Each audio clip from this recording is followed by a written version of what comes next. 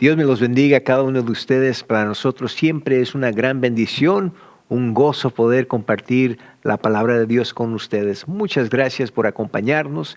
Gracias por sus oraciones. Quiero que sepan que cada uno de ustedes y sus familias permanecen en nuestras oraciones.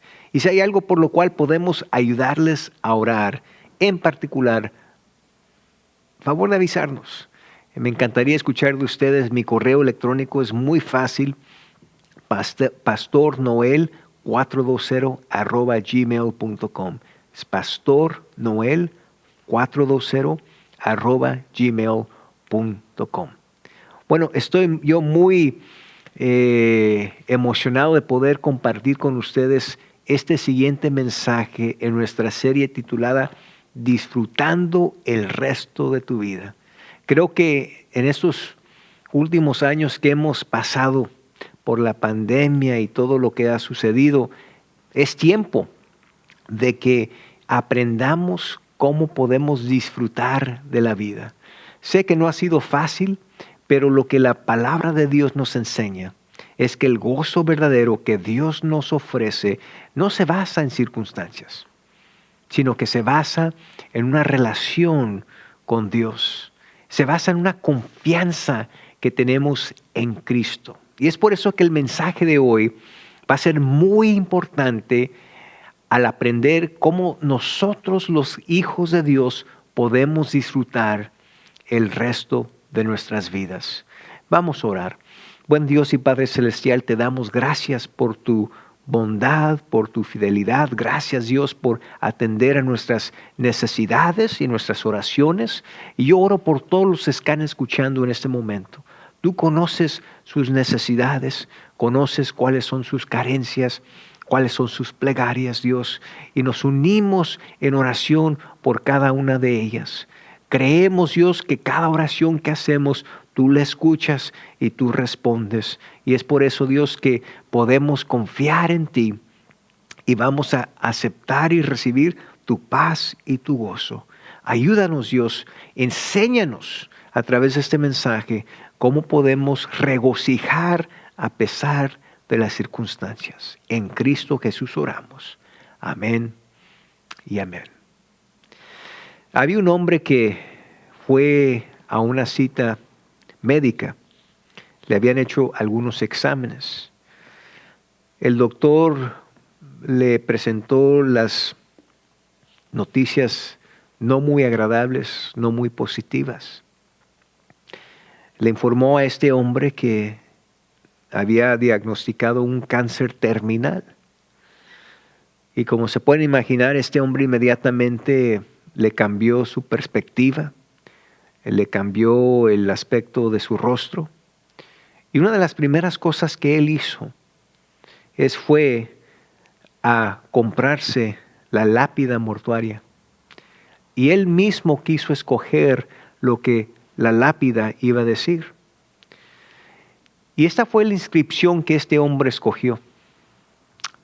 Dijo: perdóname por no tener más gozo. Perdóname por no tener más gozo. Para este hombre, esto quizás fue el arrepentimiento, el remordimiento más grande de su vida. Porque él se dio cuenta que él había perdido algo muy importante en su vida. Y saben, cuando todos estamos enfrentados con la mortalidad de nuestras vidas, esto nos forza a reevaluar y a cambiar nuestras prioridades en la vida. Pero miren, no tenemos que esperar hasta el fin de nuestras vidas o cuando somos enfrentados con la mortalidad de nuestra vida para decidir que queremos experimentar y queremos verdaderamente tener ese gozo inquebrantable, ese gozo profundo, ese gozo genuino que Dios nos ofrece. Miren, ese gozo lo podemos recibir ahora mismo, lo podemos tener ahora mismo. Alguien una vez dijo que cuando llegas al fin de tu vida, los remordimientos más grandes no son acerca de las cosas que hiciste, sino de las cosas que no hiciste. Así que si no quieres vivir con gozo hoy en tu vida, si tú no escoges vivir el resto de tu vida, el resto de los días que te quedan, si tú no decides vivir con gozo en estos días, ese puede llegar a ser uno de tus remordimientos más grandes. Mira, hermano, hermana, ¿tienes tú ese gozo? ¿Tienes el gozo de Cristo en tu vida? A pesar de tus circunstancias. O quizás eres como muchos de nosotros, que a veces lo sentimos y a veces no, porque a veces nosotros dejamos que otros, la basura de otros, nos robe y destruya nuestro gozo. Miren, al fin del día, esta pregunta de que si vamos a recibir o a sentir y gozar de este gozo que Dios nos ofrece, es decisión personal. Tú puedes decidirlo, tú puedes escogerlo, es decisión tuya.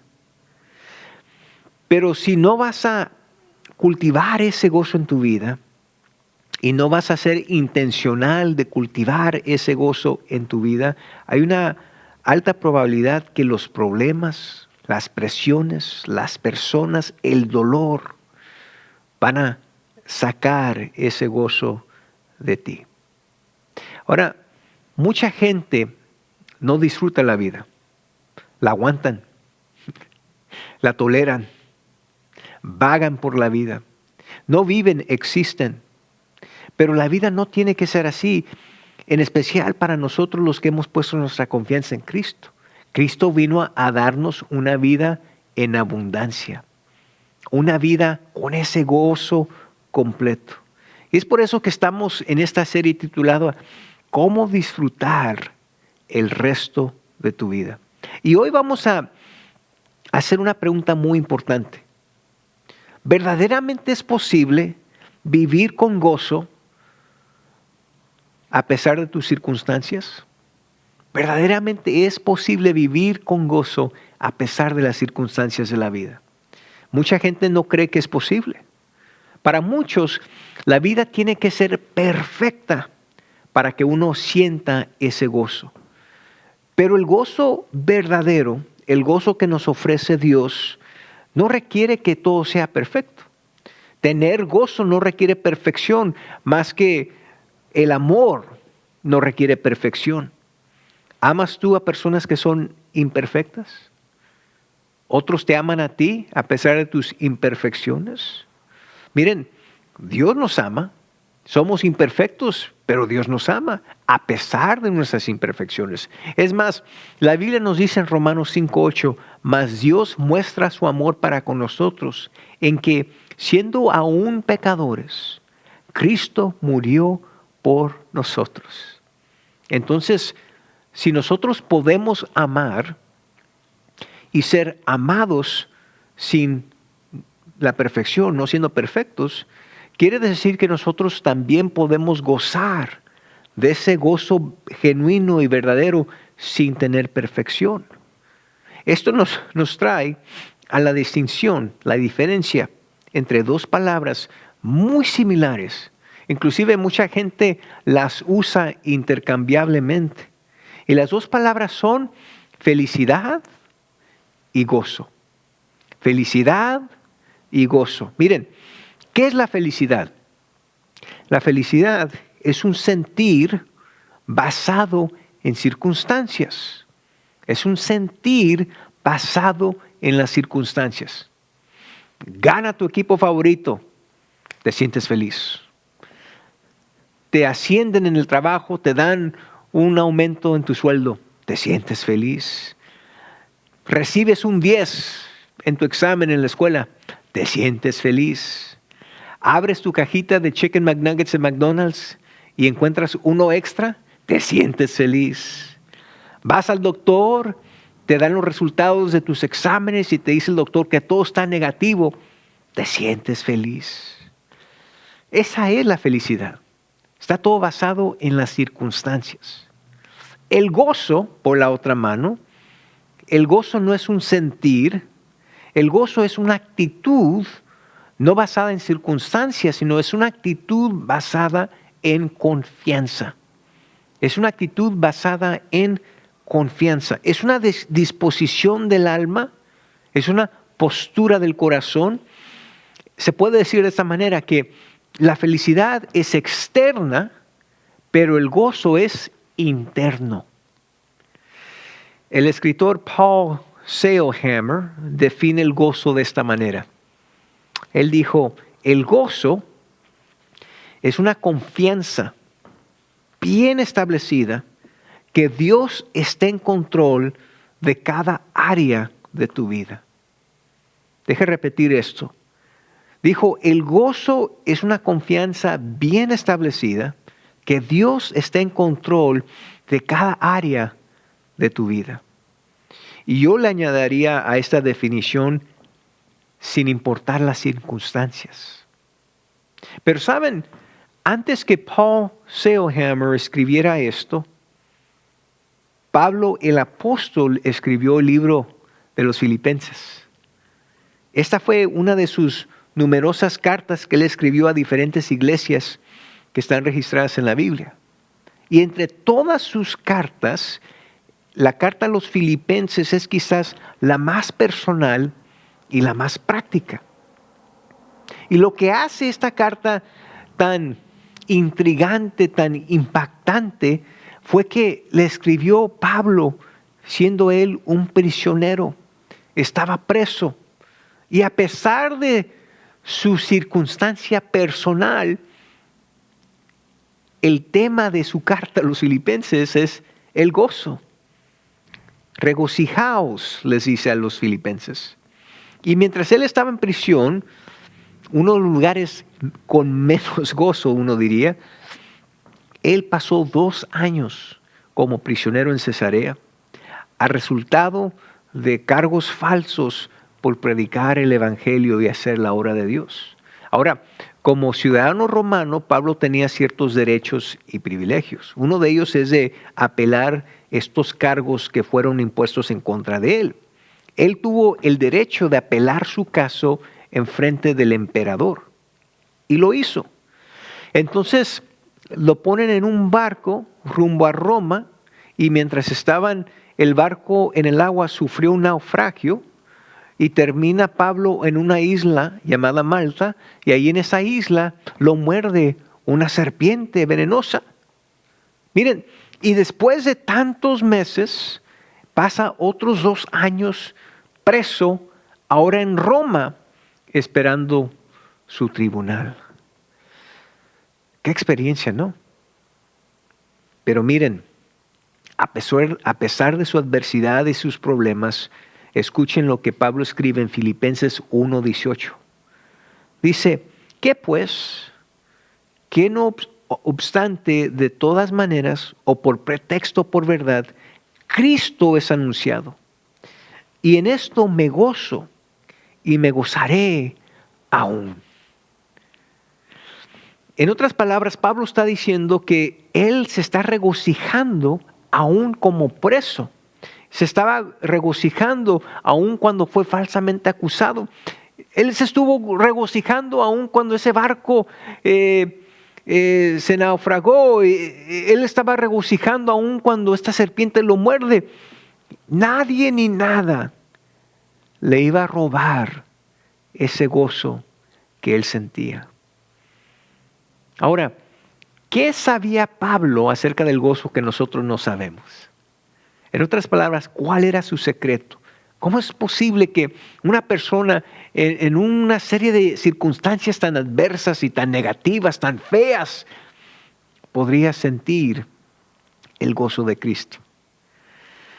Bueno, en este libro de los Filipenses, esta carta a los Filipenses, vamos a descubrir 4 ingredientes esenciales que se necesitan para regocijar a pesar de las circunstancias. 4 ingredientes esenciales para regocijar a pesar de las circunstancias.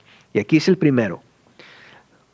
Tenemos que aprender a vivir con la perspectiva correcta. Tenemos que aprender a vivir con la perspectiva correcta.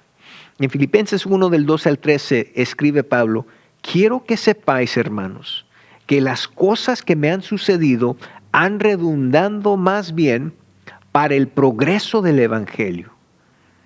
Todo lo que ya compartí con ustedes, los cargos falsos, el hecho de que llegó a ser preso, el viaje a Roma que resultó en un naufragio que lo dejó en Malta, donde ahí lo muerde una serpiente. Dice, todas las cosas que me han sucedido han redundado más bien para el progreso del Evangelio.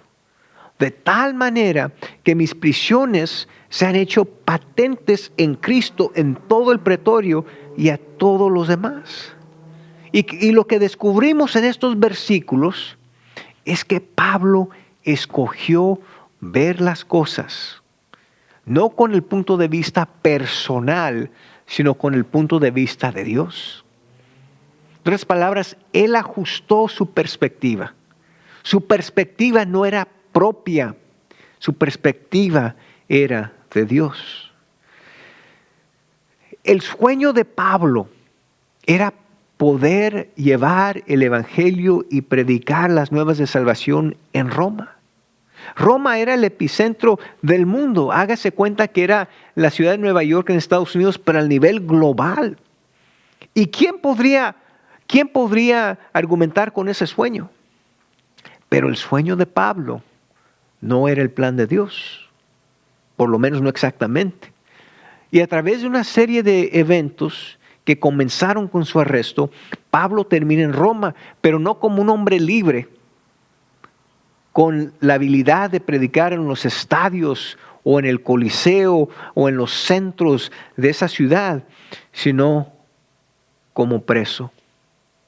Y su perspectiva le ayudó a reconocer que aún como preso, él todavía tenía la habilidad de predicar y de ser testigo de Cristo en Roma. Como preso, él estaba rodeado de guardias que estaban literalmente encadenados a Pablo las 24 horas al día, los 7 días a la semana. Y estos no eran cualquiera guardias o escoltas, estos eran guardias reales. Y cada uno de estos guardias reales estaba en preparación para ser líder en Roma. Estos eran los líderes futuros de Roma. Ahora póngase a pensar, ¿hay un grupo más estratégico que Pablo podría ganarse para Cristo? Estos iban a ser los líderes de Roma y él ahí los tenía los 24 horas al día, los 7 días a la semana. Entonces Pablo les empieza a testificar, les empieza a hablar de Cristo. Y sobre un periodo de 2 años se cree que Pablo tuvo la oportunidad de predicarles y presentarles el Evangelio a más de 4,000 guardias reales. Y esos eran hombres que tenían acceso al emperador.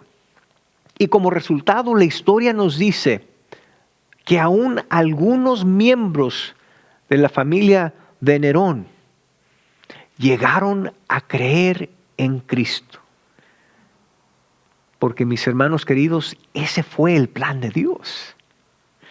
Y Pablo vio su sufrimiento, toda su adversidad, todos sus problemas, todos los retrasos, todo lo que le fue mal. Él lo vio todo con el punto de vista de Dios. Y es cuando se dio cuenta que Dios tenía un plan que era más amplio, un plan que era mucho mejor al plan que él tenía. Quiero mencionar una historia verídica que ilustra esos principios que encontramos en Filipenses. Había una pareja misionera de Suiza en el año 1921. David y Svea Flood salieron a África con su hijo de 2 años. Ahí en la África llegaron a un lugar llamado el Congo Bélgico. y ahí se citaron con otra pareja misionera y se decidieron ir a un lugar muy separado que jamás había escuchado del Evangelio. Pero cuando llegaron allí, el jefe de ese pueblito, de ese lugar, no les permitió vivir entre su gente. Entonces ellos tenían que vivir a una milla de ese pueblito. Y el único contacto que tenían con ese pueblo era un joven que el jefe de esa tribu le dio permiso ir a venderles comida. La esposa, con el tiempo, le testificó a este joven y se lo ganó para Cristo. En esos días, la otra pareja lamentablemente contrajo la malaria y decidieron regresarse. Svia, esta esposa, esta mujer, salió embarazada y tristemente días después de dar a luz a su hija, ella también murió con esta enfermedad. El esposo, David, enterró a Svia, su esposa, y el dolor era tan amargo que él culpó a Dios. Dijo, lo he dado todo por ti y mira cómo me has repagado. Y se fue a su país de origen y dejó allí a su hijo, a su hija recién nacida. Con otra pareja misionera se llevó a su hijo. Y dijo, todo el gozo de mi vida me ha dejado. Aparentemente el dolor de la pérdida de su esposa era demasiado que él no podía sostener. Y de su punto de vista, del punto de vista de él, así es como termina la historia. Me recuerda en los años 80 había una serie de libros titulada Escoge tu aventura. Y me gustaba leer esos libros porque llegabas a la mitad de la historia y luego te daba opciones de diferentes conclusiones. Si quieres esta conclusión, ve a la página 62. Si quieres esta opción de concluir, ve a la página 80. Y te dan diferentes opciones. Y a mí me gustaba leer las diferentes opciones. Todos llegamos a un punto en nuestras vidas donde podemos nosotros escoger el fin de nuestra historia.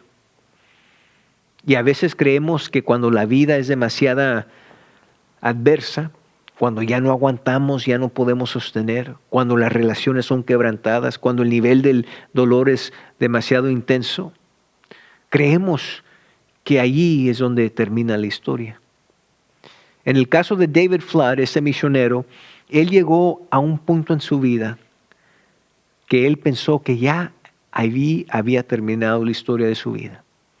Muere su esposa, cree que lo ha perdido todo, ha perdido el gozo, el poco gozo que él tenía en su vida. Quiero que medites en esta pregunta. ¿Qué si lo que tú crees es el fin de tu historia, en realidad es apenas la mitad? Que hay más. Y en orden, para tener esta mentalidad, tenemos que ver las cosas con el punto de vista de Dios, con la perspectiva de Dios. Para Pablo, ser preso no era el final, era el medio de la historia. Para Pablo, el naufragio en donde él resulta llegando a una isla no fue el final, ahí no terminan las cosas, fue la mitad. Cuando una serpiente lo muerde en esa isla, esa no fue cómo termina la historia. No era el final, estaba la mitad. Y miren, hermanos, hermanas, lo que quiero decirles a ustedes es, quizás tú piensas que lo que estás pasando ahora mismo, tú creas que todo el sufrimiento, la adversidad, los problemas, las presiones, crees que este es el final de tu historia. No es el final, hermano, hermana. Quizás es nomás la mitad, porque Dios no ha terminado. ¿Qué si el dolor, las presiones, los problemas, las personas no son el final? ¿Qué si estás en un momento cuando Dios está a punto de usar tu adversidad en una manera significante para cumplir su propósito y su plan en tu vida? Por eso quiero darte este consejo. No dejes que la perspectiva equivocada,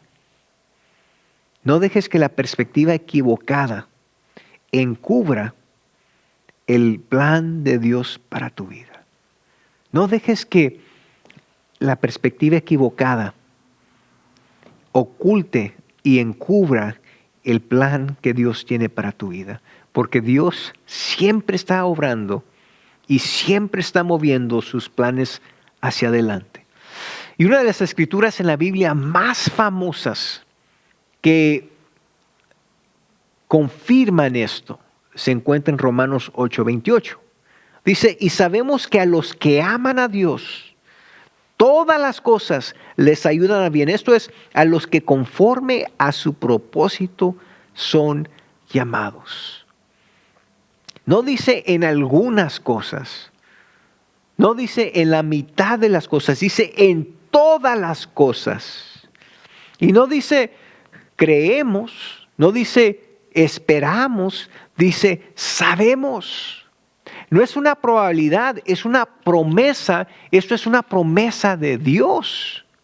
Así que cuando estás dolido, cuando el dolor es intenso, cuando te enfermas, cuando te dan de baja en el trabajo, cuando tú pierdes a un ser querido, considera la promesa de Dios. Que Él todavía no ha terminado contigo. Tu historia no ha terminado. Dios no ha terminado. Regresando a los misioneros. La niña que nació antes de que murió la misionera.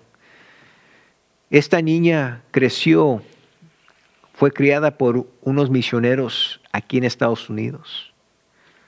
Y un día Abby estaba leyendo una revista y vio un retrato de una látiva que tenía una cruz y reconoció el nombre. El nombre sobre esa látiva era el nombre de su madre, Svea Flood. Inmediatamente buscó a alguien que le traduciera lo que esta revista decía. Y en ese momento ella entendió y conoció el resto de la historia. Algunos años después, Abby fue a visitar a su padre, quien había regresado a su país nativo. Para esas alturas, este hombre se había casado, tenía otros hijos, pero él siguió con su negativismo, desanimado, desalientado, sin gozo. Inclusive llegó a ser alcohólico. Tenía 70 años, estaba muy enfermo. Y el momento que vio a su hija, que él había dejado recién nacida, empezó a llorar como un niño, incontrolablemente. Este hombre, a los 70 años, todavía culpaba a Dios por todo lo que había sucedido, por la muerte de su esposa. Y él le decía a todos, todo mundo, que Dios había arruinado su vida. Su hija, Abby, le dijo, déjame contarte una historia. Dice, ese joven que mi madre se ganó para Cristo, terminó ganándose el pueblo entero para Cristo. Hoy dice, hay más de 600 personas en ese pueblito que sirven a Dios, porque tú, papá, tú respondiste a la voz de Dios y tú le serviste fielmente. El misionero David se quedó atónito. No tenía ninguna idea de lo que había ocurrido. Y cuando terminó ese día, cuando lo enfrentó su hija, su perspectiva cambió completamente. Y su nueva perspectiva abrió la puerta para que el gozo de Dios regresara a su vida y llenara su corazón. Hermanos, hermanas, no puedo más que imaginarme qué distinta sería la vida de David Flood si lo que él pensó era el fin de la historia, solamente estaba a la mitad. Y él, en vez de respaldarse en su propia perspectiva, hubiera tomado la perspectiva de Dios. Pablo dice esto en Filipenses 1:14, y la mayoría de los hermanos, cobrando ánimo en el Señor con mis prisiones, se atreven mucho más a hablar la palabra sin temor. Miren, cuando nosotros tenemos la perspectiva correcta acerca de nuestros problemas y cuando vemos las cosas con el punto de vista de Dios, podemos nosotros hacer declaraciones como esta. Declaraciones con esperanza de lo que Dios está haciendo y de lo que Dios está obrando. Mis hermanos queridos, Pablo encontró gozo en saber que su sufrimiento había ayudado a otros a ser aún más valientes y sin temor en hacer la obra de Dios. Y eso nos trae a nuestra primera enseñanza de este mensaje que encontramos en el libro de Filipenses. Y esto es que Dios tiene un propósito detrás de cada problema en tu vida. Dios tiene un propósito para cada problema que tú enfrentas en tu vida. Quizás tú no lo ves, pero Dios sí lo ve. Así que no dejemos que la perspectiva equivocada nos robe ese gozo que Dios tiene para tu vida. Recuerda, si tú quieres regocijar a pesar de tus circunstancias, tienes que vivir con la perspectiva correcta. Y acuérdate que Dios tiene un propósito por cada problema que tú enfrentas. Vamos a seguir con este mensaje la próxima semana, pero quiero dejarlos con esto. Oremos. Buen Dios y Padre Celestial, te damos gracias por este mensaje. El comienzo, el inicio de cómo podemos nosotros regocijar a pesar de las circunstancias. Ayúdanos, Dios, a asegurar que estamos viendo las cosas con la perspectiva correcta, de acuerdo a tu punto de vista, no el nuestro. Porque cuando vemos las cosas con la perspectiva de Dios, alcanzamos a ver tus propósitos y tus planes. Y que nuestros problemas, nuestras presiones, nuestros retrasos, son vehículos que tú usas para efectuar y cumplir tu propósito y tu plan en nosotros y a través de nosotros. Así como Pablo vio sus cadenas y él vio su tiempo como preso, como vehículos para ampliar el mensaje, para animar a otros creyentes, tú también tienes un propósito detrás de cada problema que nosotros enfrentamos. Así que Dios, si hay alguien que está viendo, que está pasando por adversidad, está pasando por problemas, que les des la perspectiva correcta y que se den cuenta, Dios, que la historia todavía no ha terminado. Están apenas a la mitad. Y deben de seguir confiando en ti, deben seguir obedeciéndote a ti para que se cumpla lo que tú estás queriendo hacer en sus vidas. En Cristo Jesús oramos. Amén y amén. Dios me los bendiga, hermanos. Y primero Dios, vamos a seguir con este mensaje la próxima semana. Dios los bendiga.